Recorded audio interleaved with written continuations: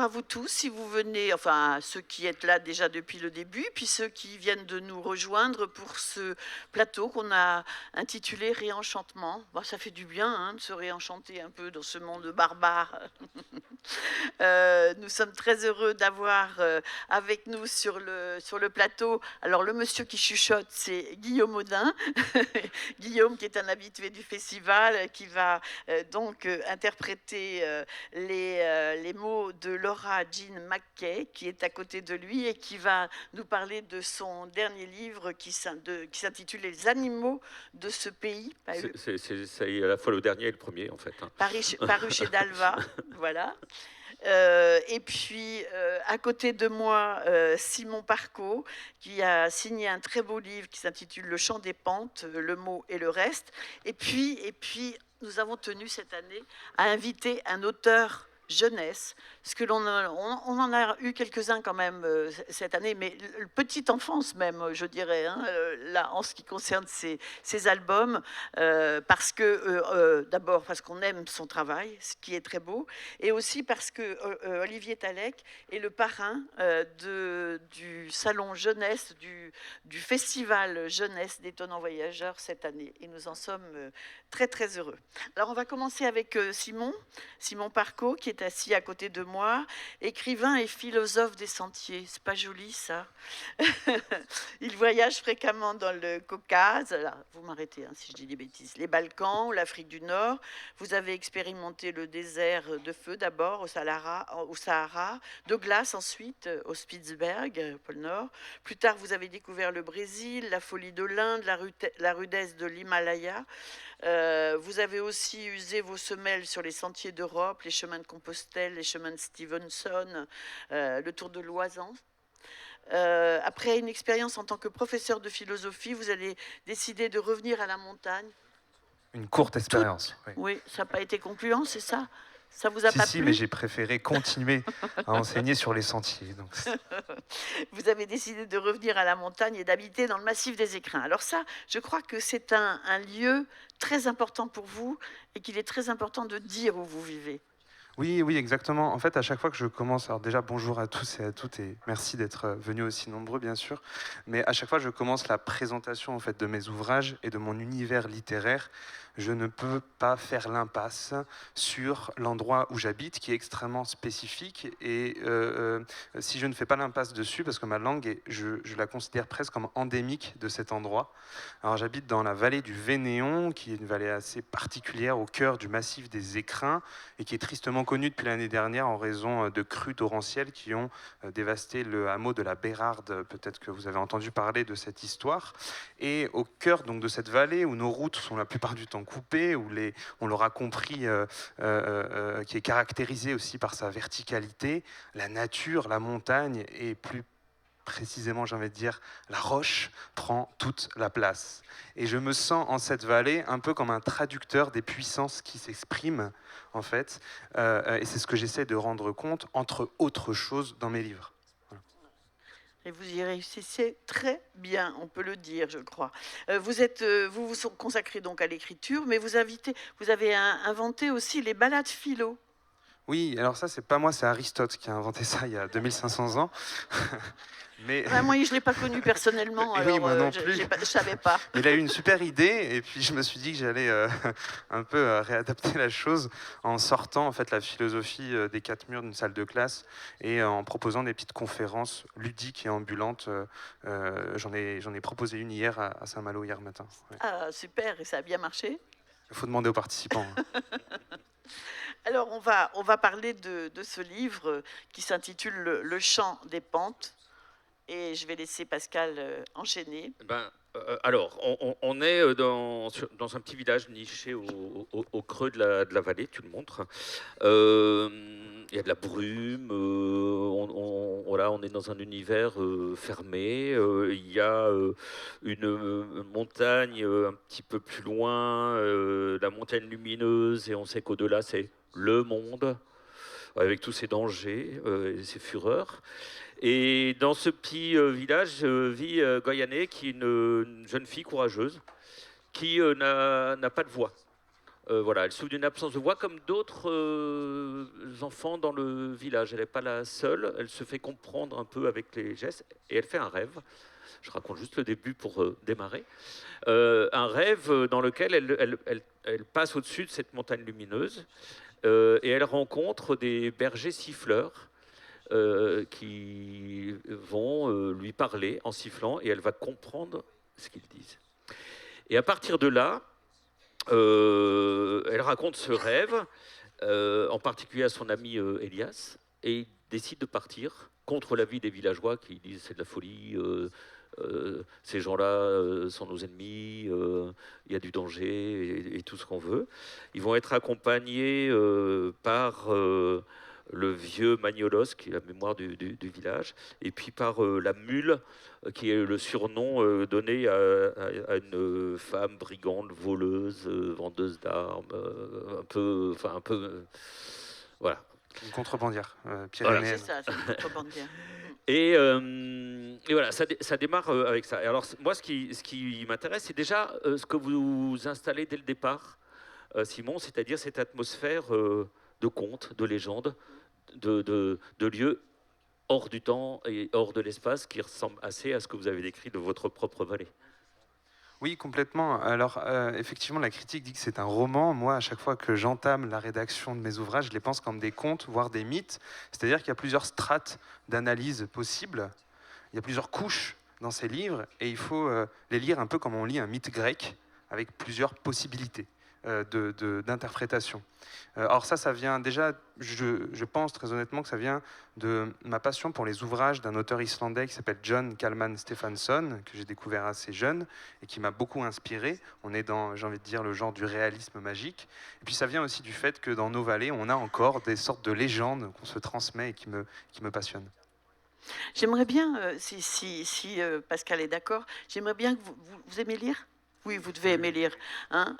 J'aimerais bien que vous lisiez juste un petit extrait pour montrer un peu, d'ailleurs, votre style d'écriture, et puis aussi pour qu'on fasse un peu plus connaissance avec Gaillané. Oui. Gaillané était l'une des filles les plus courageuses de notre communauté. Elle faisait partie de ces enfants aux yeux bariolés par les palettes de Dieu qui avaient coulé en eux, puis s'étaient retirés comme la mer se retire du rivage, les laissant pleins de vert, de jaune, de fleurs et de nuages. L'été, son regard scintillait comme une peau de serpent. L'hiver, elle avait l'apparence de l'automne et une couleur de terre mouillée. Ses yeux étaient entourés de cheveux bruns, couverts d'un tissu coloré ou liés entre eux par deux nattes qui facilitaient ses gestes lorsqu'elle travaillait à botter le foin. Je vous regardais tout à l'heure et je pensais à la description de ses yeux et je me suis dit que vous avez les mêmes. Il a les mêmes. Non mais Maë, tu Non, mais c'est vrai. es fasciné par ses yeux, on voit bien, Bah, pourquoi je ne dirais pas, c'est bien, oui, non, tu as raison. Alors, moi, je vais demander, non, je ne vais pas lui demander ça, mais dans le livre, il y a une retranscription des sifflements. Alors déjà, c'est très beau. Vous avez sur une page comme ça des petits signes, des petits traits, des petites courbes. Et franchement, quand vous lisez un livre qui est dans cette atmosphère de conte, dans cet espace lumineux, à moitié vide, entre le ciel et la neige, et que vous avez beaucoup de blanc avec des mots juste représentés par des traits, je trouve ça magnifique. Et c'est une retranscription que vous avez inventée. En fait, c'est pas... parce qu'il existe des bergers siffleurs, hein, c'est pas un truc que vous avez inventé complètement, mais par contre, la retranscription, c'est vous. et vous sifflez?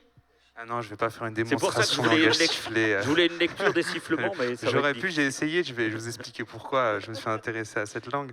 En fait, cet intérêt pour la langue sifflée, il vient d'une aventure pyrénéenne. Donc moi, l'alpin, en avril 2023, je vais passer plusieurs mois dans les Pyrénées, dans le Val d'Azun et la vallée d'Ossau. Peut-être que certains connaissent cette vallée au sud de Lourdes. Et moi, l'alpin qui connaît très bien aussi le milieu du pastoralisme, parce qu'il m'arrive de garder aussi des bêtes l'été, je découvre que jusqu'au siècle dernier, dans le petit village d'As, au cœur de la vallée d'Ossau, il y avait une communauté, ou plutôt un village, je ne sais pas si c'était une communauté, un village, où les bergers et les bergères communiquaient entre eux en alpage par le biais d'une langue sifflée. J'ai cru que c'était une légende au début, je me suis renseigné, et effectivement, la langue sifflée est en fait un calque de sa langue de communication, en l'occurrence, c'était l'ossalois, qui est une variante du béarnais, lui-même une variante de l'occitan. C'était un calque sifflé de sa langue de communication afin d'amplifier la portée d'une phrase et sa signification en alpage pour se transmettre des informations à l'heure où la 4G n'arrivait pas jusqu'à 3000 mètres. Tu vois. Et alors je me suis d'abord dit que ce serait un formidable moyen, nous aussi, pour pallier en fait le manque de connexion en alpage. J'y ai aussi vu quelque chose de très joyeux, très enfantin peut-être.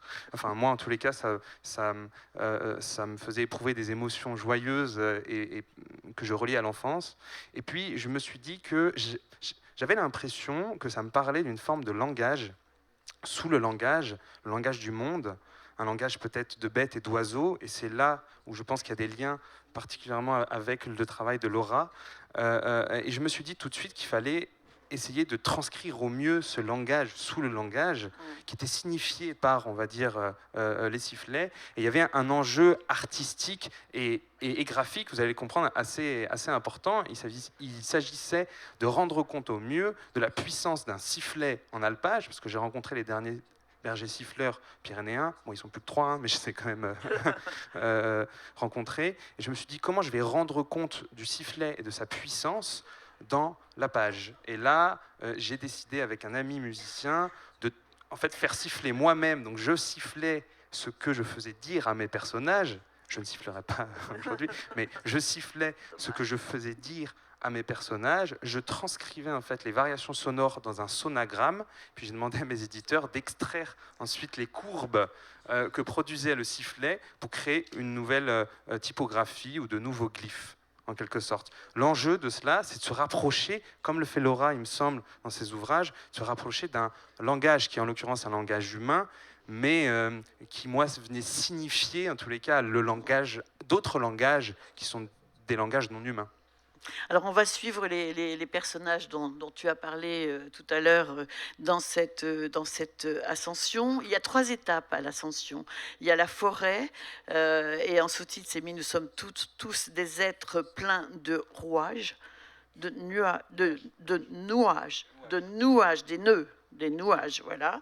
La deuxième étape, c'est les ruines. Non, c'est pas les ruines. Voilà, je vais y arriver. À l'alpage, voilà, l'alpage, et puis jusqu'à arriver à la haute montagne. On va les suivre donc dans cette ascension. Il y a bivouac numéro 1, bivouac numéro 2, bivouac numéro 3, etc.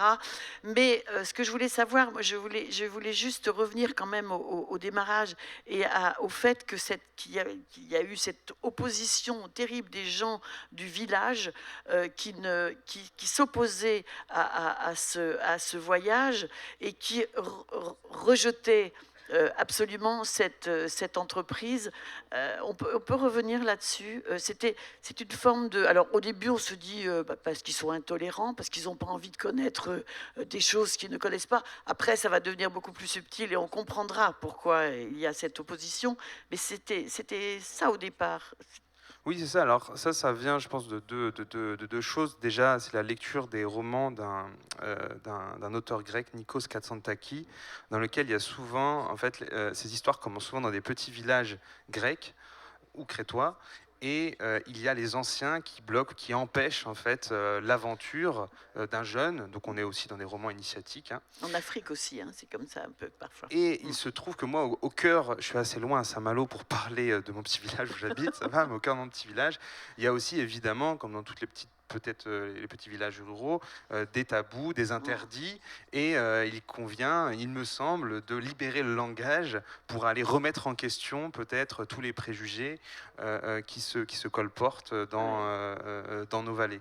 Donc je pense que je voulais parler de ça, et puis encore une fois, je voulais faire un mythe ou un conte, et on est en plein dans le conte initiatique, c'est-à-dire de remettre en question les croyances et les légendes des anciens qui, en l'occurrence, dans l'ouvrage, véhiculent la xénophobie.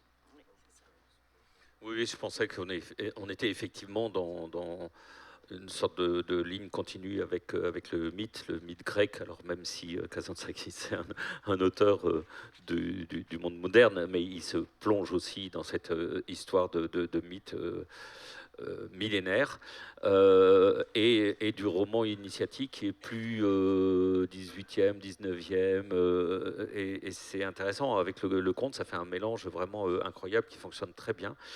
C'est le même village qu'ils avaient quitté, composé des mêmes pierres, des mêmes ruelles, du même clocher, de la même place ruisselante du sang de toutes les bêtes égorgées. Et pourtant, les choses avaient changé. Donc c'est vraiment comment après un voyage, on change. Et en l'occurrence, le voyage en question, c'est pas un voyage à l'autre bout du monde comme j'en ai fait beaucoup, c'est des voyages montagnards. Même en habitant en fait dans ce petit village au cœur des écrins, chaque aventure en montagne, qu'elle soit pour le loisir, une randonnée ou pour le travail, aller garder des bêtes, est un véritable voyage après lequel on revient avec des yeux nouveaux. Comme disait Nicolas Bouvier, ce n'est pas nous qui faisons le voyage, c'est le voyage qui nous fait. Exactement. C'est très bien, non? Oui. Qu'est-ce que tu en penses? J'espère qu'on vous aura donné envie. Je m'aperçois juste seulement que tout à l'heure, je n'ai pas parlé des livres précédents que Simon Parco a écrit et qu'il faut découvrir aussi. En 2018, Revenir de l'hiver, un carnet de bord poétisé relatant ses aventures sur les chemins de Compostelle. En 2022 paraît Le bord du monde est vertical, chez Le Mot et le Reste toujours, son premier roman qui recevra plusieurs prix. Et en 2023 est sorti Carnet de guide aux éditions Glénat, un documentaire littéraire et graphique représentant une série de portraits de guides de haute montagne, des personnages certainement hauts en couleur aussi. Voilà. Je viens de recevoir un message sur mon téléphone portable par un monsieur qui me l'a apporté directement. La promenade philo, c'était magnifique. Bravo, merci. Merci de nous faire partager ce moment. Et puis, bravo. Le Chant des Pentes aux éditions Le Mot et le Reste. J'ai discuté avec l'éditeur qui m'a dit, j'espère qu'il ne va pas nous réinventer un truc avec des signes graphiques partout dans le livre, parce que c'est bien compliqué. Non, c'est pas vrai. Non, il n'a pas dit ça. On enchaîne avec Olivier. Ah non, si tu comme veux. tu veux, non. Avec non, tu as raison. Le Rajin Mackay, oui, parce qu'il y a la traduction, c'est bien. Il y a la traduction. Comme il y a une connivence entre les deux. Le Rajin est titulaire d'un doctorat sur la représentation des animaux en littérature. Ça vous pose tout de suite le personnage.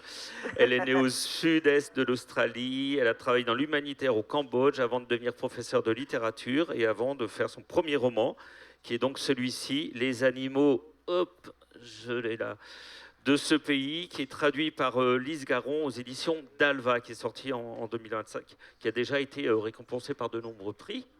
Je ne vais pas les citer, mais si, je vais citer le prix Arthur C. Clarke, quand même. Arthur C. Clarke, vous voyez, c'est celui qui a fait 2001, l'Odyssée de l'espace, avant que ce soit le film de Kubrick. Donc c'est un prix de science-fiction. Et alors je me demande, avant de parler du livre, est-ce que Laura Jean Mackay, vous aviez voulu faire un prix de science-fiction? Ça ne vous a pas étonné qu'on vous attribue un prix de science-fiction? Bonjour, merci beaucoup. First of all, it's so wonderful to be here at this festival and especially on this panel. I'm very thrilled. Merci beaucoup, je suis très content d'être avec vous aujourd'hui. I mean, it's sort of a little bit like winning a prize to be here. It's surprising, certainly with the Arthur C. Clarke. I knew that I was writing a novel that I guess they call a crossover novel. It was a gritty literary fiction, but also with science fiction elements. But I didn't think that the science fiction community would accept me. I was actually very worried about their reception because they are big readers, 5 books a week, just churning through the books, and they comment and they're very passionate. So to be awarded the Arthur C. Clarke was... Alors, le simple fait d'être ici, c'est déjà un prix en soi, mais plus sérieusement, le prix qui a été mentionné m'a un petit peu surprise, et puis je m'y attendais vraiment pas, même j'avais un petit peu peur, parce que la communauté des lecteurs de science-fiction, c'est des gens qui plaisantent pas avec ça, quoi. Ils en lisent beaucoup, et ils ont un niveau d'exigence très élevé. Effectivement, de ce point de vue-là, mon livre est un petit peu ce qu'on appelle un crossover, c'est-à-dire un mix de différents styles et formats littéraires.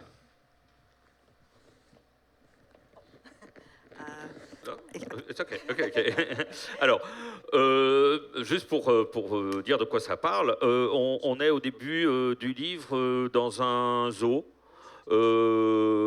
qui est... on sent qu'il est un petit peu vieillot, un peu comme peut-être le personnage principal qui est Joanne, qui est la vieille gardienne du zoo, qui est portée sur la cigarette, encore plus sur la boisson, qui est râleuse, qui est brute de décoffrage, comme on dit, mais qui est aussi passionnée par les animaux, en particulier les dingos,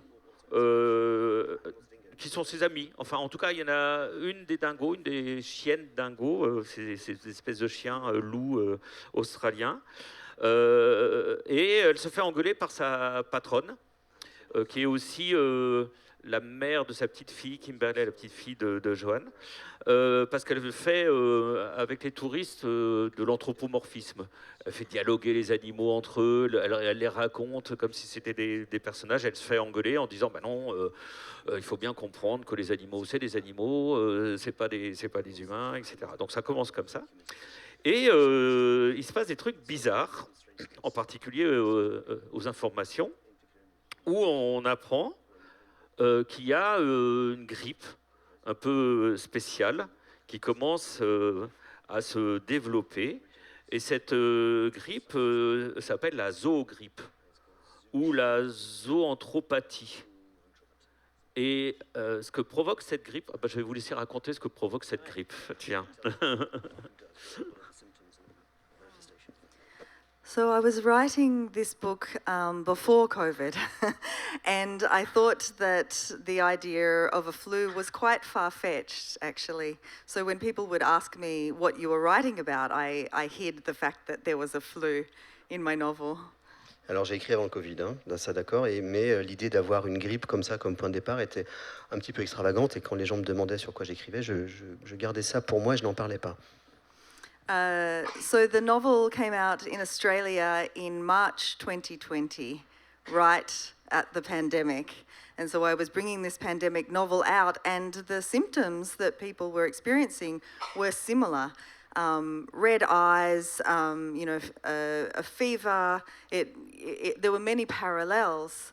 But one of the parallels, thankfully, that didn't happen was that in my novel, one of the symptoms is that we can finally understand what other animals are saying.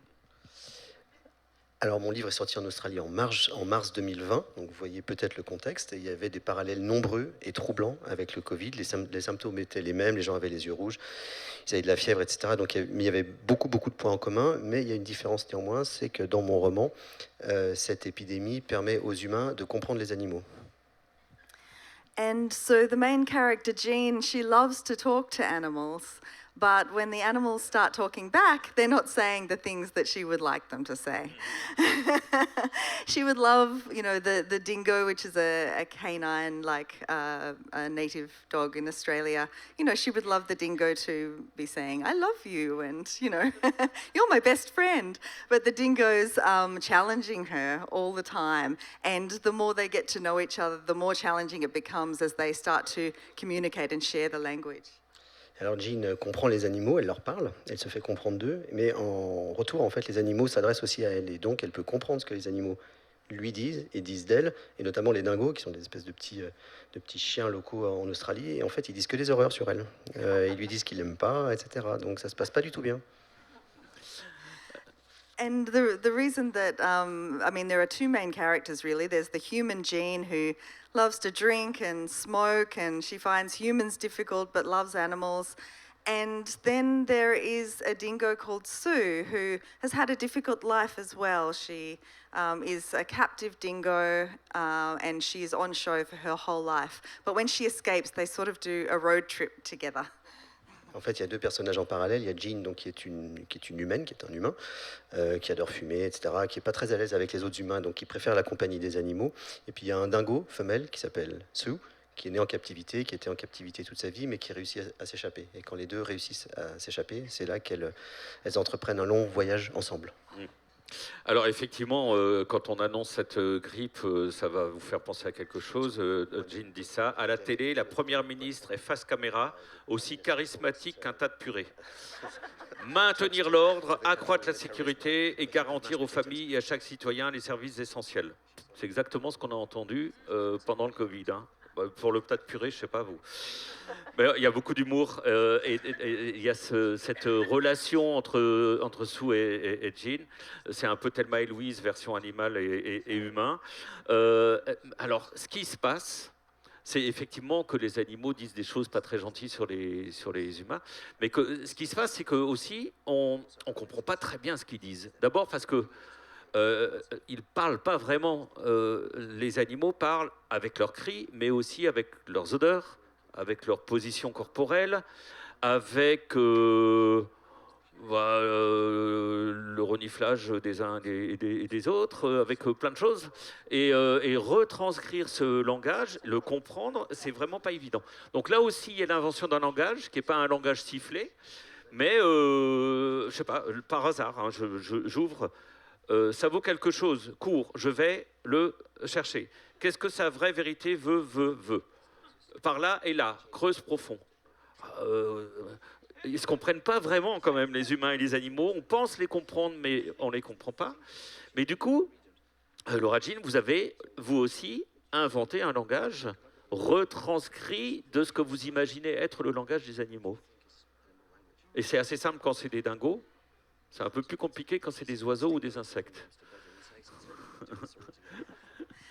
Yeah, so this is where Simon and my work really intersect.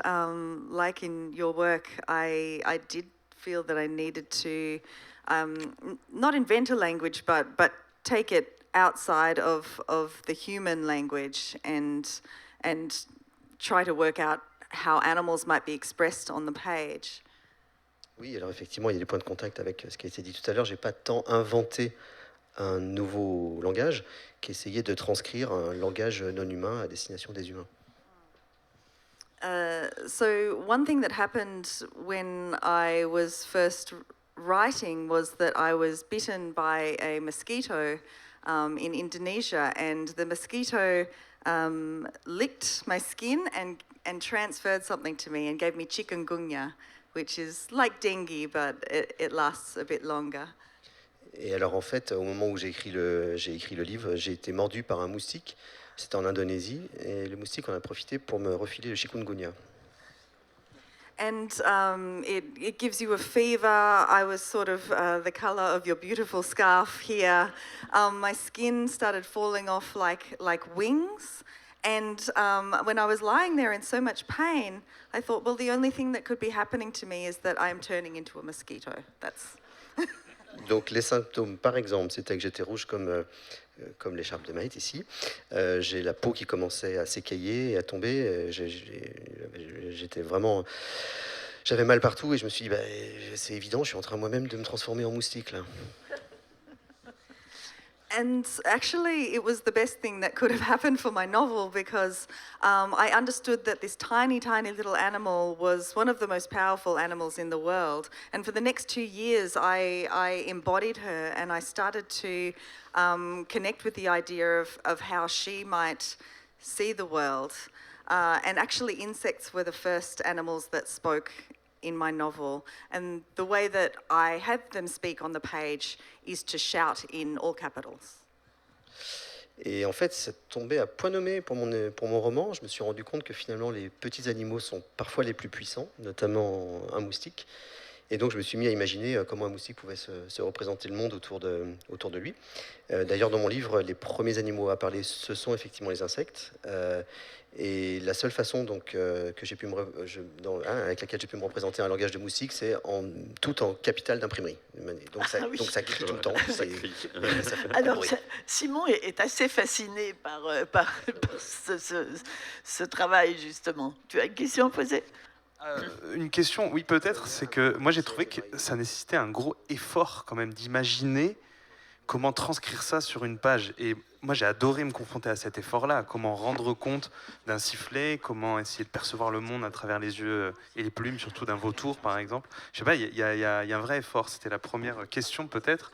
Puis l'autre, c'était une remarque aussi, je voulais savoir si tu t'es inspiré des cosmologies animistes, parce que il me semble qu'on parle dans les mythes de la création du monde animiste, ils partent tous du principe qu'on partageait la même âme et le même langage humain et non humain avant que nos corps deviennent ce qu'ils sont, avant que l'on se spécifie, en fait.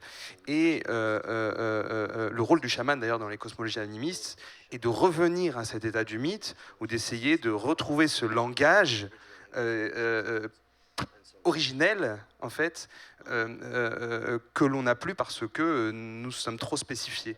Et j'ai trouvé qu'il y avait des ressemblances, en fait, entre nos deux ouvrages, parce que j'avais l'impression d'essayer d'aller chercher ce langage-là, et toi, tu vas vraiment le chercher, tu vas vraiment encore plus loin, quoi.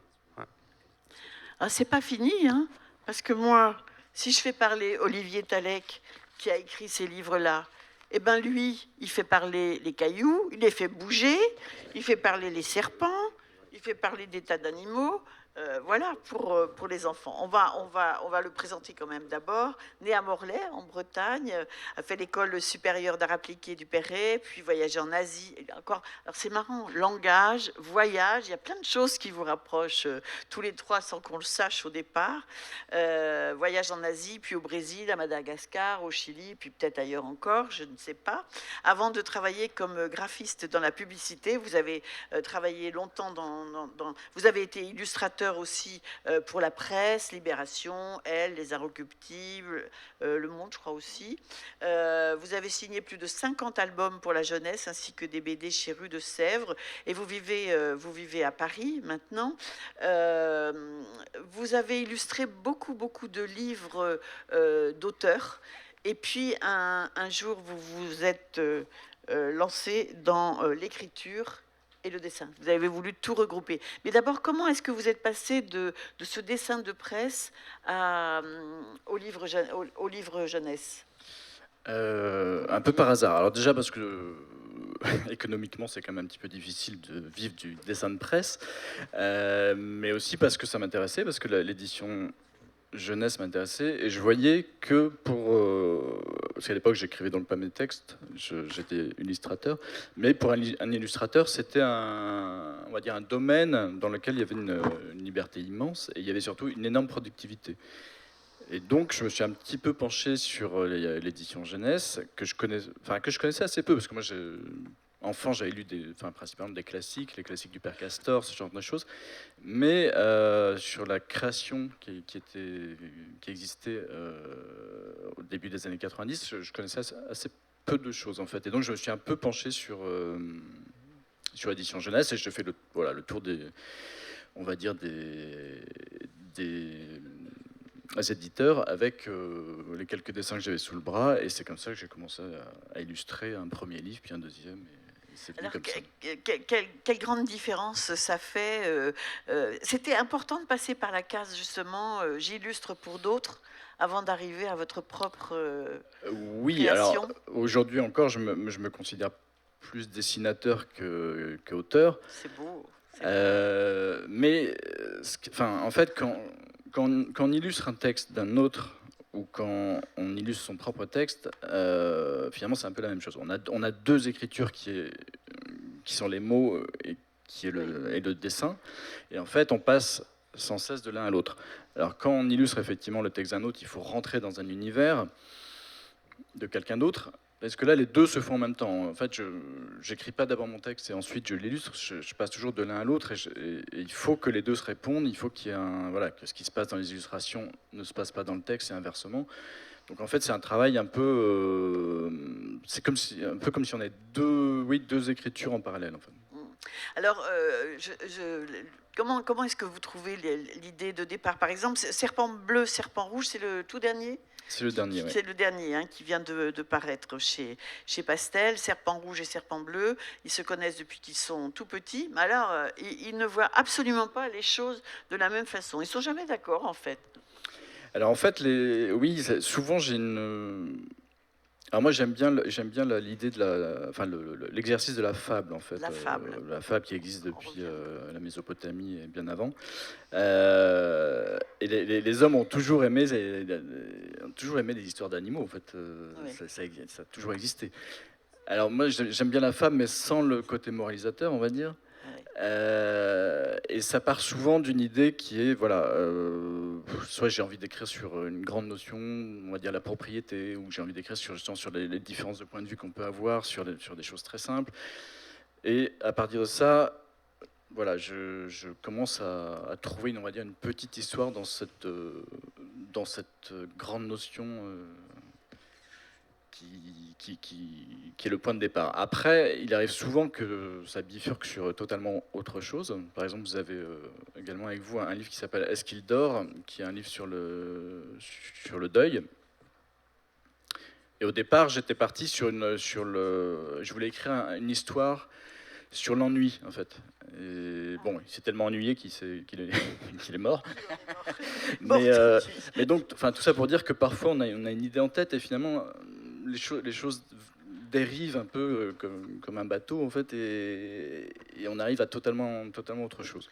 Mais vous parlez quand même de fables sans morale, mais ça ne veut pas dire que dans les histoires que vous racontez, il n'y a pas quand même des messages. C'est évident qu'il y en a. Alors, il y a des messages, mais il n'y a pas de morale. Voilà, il y a des ça, messages, c'est oui. ça. Oui. Et, il y a des pistes, on va dire. Ouais. Alors, comme ce sont des livres, moi, ce qui me fascine, j'adore les livres pour enfants comme ça, mais ce qui me fascine, c'est comme ce sont des livres pour vraiment de très jeunes enfants. Comment est-ce que vous avez des retours là-dessus? Est-ce que vous avez, parce que tous les auteurs maintenant rencontrent des classes, etc., et ils ont le retour de leurs lecteurs. Est-ce que vous avez des retours de lecteurs, vous qui écrivez pour les, bien sûr, oui. pour les petits? Et comment ça se passe alors? Mal, très mal. Non, c'est toujours très amusant parce que la parole des enfants est souvent beaucoup plus directe que celle des adultes. Donc on sait tout de suite si l'histoire leur a plu, on sait tout de suite qu'il y a des choses qui ne vont pas dans vos dessins. C'est très frontal en fait. Ouais. Mais c'est très jouissif aussi, je suppose, de faire bouger les choses inanimées, par exemple. Les cailloux. Ah ouais, mais alors moi j'ai rien inventé. Hein. Vous donnez un bâton à un enfant de 3 ans, il va jouer avec pendant 5 heures. Et il va en faire un personnage, il va en faire un avion, il va en faire un bateau, il va en faire... Donc moi ça m'a toujours amusé et plu de donner vie justement à des choses, ou donner des expressions à des choses ou des animaux qui sont un peu dépourvus d'expression. Par exemple les serpents, c'est vrai que c'était un peu une sorte de petit challenge de les faire évoluer, de les faire... J'imaginais ça en fait au départ un peu comme une grande promenade dans laquelle ces deux personnages allaient échanger sur le monde qui les entoure et essayer de déchiffrer le monde qui les entoure, mais comme ce qu'on fait pendant l'enfance en fait. On passe notre temps à déchiffrer ce qu'on nous dit, ce qu'on voit, Et là, c'était également cette idée, mais au départ, je pensais pas à des serpents. J'ai imaginé plusieurs animaux d'ailleurs. Et puis à un moment, je me suis dit, je voulais une progression très lente justement, et je me suis dit, mais l'idée de l'animal qui rampe, ça m'amusait. Donc je suis passé par des limaces, puis finalement je suis arrivé au serpent. Alors il se promène, donc serpent rouge et serpent bleu. Regarde ce nuage, il ressemble à un énorme chapeau de pirate, dit serpent bleu. Pas du tout. Il fait plutôt penser à toi quand tu as trop mangé, répond serpent rouge. N'importe quoi, c'est un énorme chapeau de pirate, insiste serpent bleu. Ça montre aussi que, voilà, on peut être amis, cheminer ensemble et ne pas avoir les mêmes idées ou les mêmes appréciations des choses. Et je trouve ça important de montrer aux enfants que on peut être amis, genre ne pas être d'accord, mais c'est pas pour ça qu'on va s'engueuler, se brouiller. Je veux dire, ça peut être juste une différence de point de vue, n'est pas forcément un problème en fait. Et je voudrais quand même vous poser cette question parce que vous inventez des histoires, vous avez donc un imaginaire très fort. Il ne vous est jamais venu à l'idée d'envie d'écrire pour les adultes? Ah, alors moi j'aime beaucoup. Vous dites que vous êtes surtout dessinateur. Oui, mais moi je sais que mes limites sont quand même l'écriture et moi j'aime beaucoup j'aime beaucoup la narration courte en fait et j'aime beaucoup l'exercice de raconter une histoire en 24 ou 32 pages ou 40 pages, mais je sais que c'est un exercice qui me va très bien aller dans une narration plus longue, bah déjà, ça voudrait dire ne passer que par les mots et pas par le dessin. Et ça m'amuse moins. En fait. J'aime bien souvent quand les deux se prennent le relais l'un de l'autre. Voilà. Tu avais une question? Non, mais j'avais envie d'entendre la réponse de Laura Jean à la question de Simon.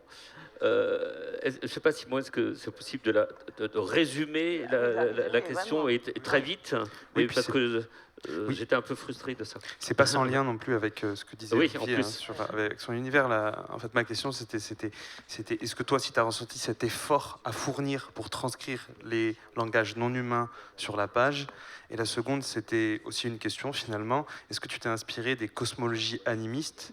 Ah oui, voilà, c'était ça. Du mythe, de ce qu'on appelle le retour au temps du mythe, pendant lequel les non-humains partageaient, et les humains partageaient un langage et une âme commune, et ils se sont spécifiés, et c'est les différences corporelles qui ont empêché finalement la communication. Ouais, Laura Jean. Oh, thank you.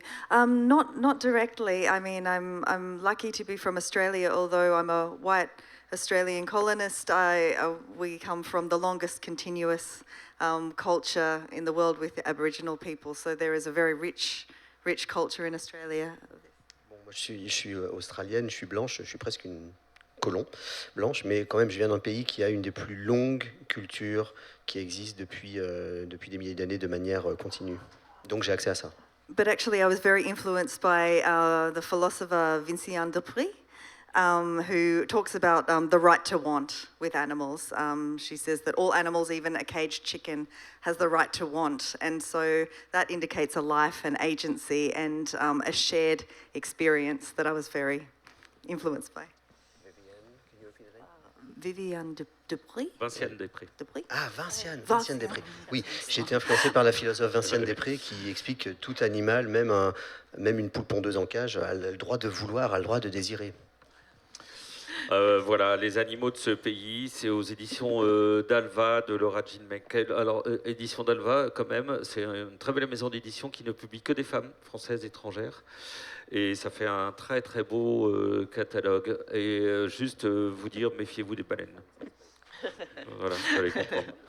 Le Chant des Pentes, paru chez Le Mot et le Reste, est signé Simon Parco. Et puis tous les beaux albums, doit y en avoir beaucoup plus encore sur le stand des livres, du Salon du Livre, d'Olivier Talec. Merci d'avoir accepté, Olivier, d'être le parrain aussi de ce festival jeunesse.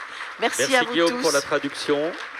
On retrouve les auteurs, les autrices au Salon du Livre pour les signatures. Pour les dédicaces. Et puis vous avez le droit de manger un peu si vous voulez. Hein. Puis on se retrouve tout à l'heure à 2h. Merci.